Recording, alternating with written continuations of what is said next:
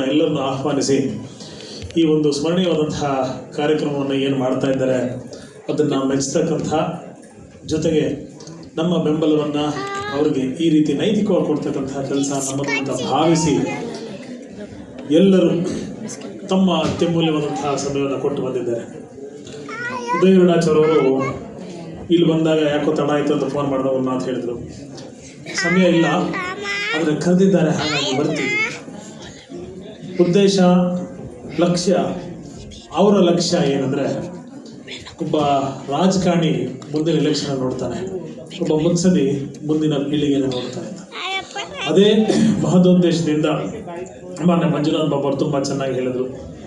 300 ಜನ ಸರ್ಕಾರಕ್ಕೆ ಅಂತ ಅವಲಂಬಿತರಾಗಿ ಬರಬೇಡಿ, ವೈಯಕ್ತಿಕವಾದಂತಹ ಬದುಕು 16 ದೀಪಗಳನ್ನು ಹಚ್ಚತಕ್ಕಂತಹ ಕೆಲಸ ಇವಾಗ ಸಮಾಜ ನೋಡ್ತಾರೆ. ಮೊನ್ನೆ ಸುಚೇಂದ್ರ ಪ್ರಸಾದ್ ಅವರು ತುಂಬ ಚೆನ್ನಾಗಿ ಹೇಳಿದರು.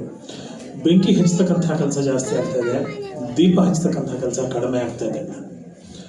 ದೀಪ ಹಚ್ಚತಕ್ಕಂತಹ ಕೆಲಸವನ್ನು ನಾವು ಪ್ರತಿನಿತ್ಯ ಅನುಕ್ಷಣ ಪ್ರತಿಕ್ಷಣ ಎಲ್ಲ ದೀಪದಿಂದ ದೀಪವ ಹಚ್ಚಬೇಕು ಮಾನವ ಅಂತಕ್ಕಂಥ ಒಂದು ದೀಪ ನಂದಾದೀಪವಾಗಿ ಪ್ರಜ್ವಲಿಸ್ತಾ 16 ಜನಕ್ಕೆ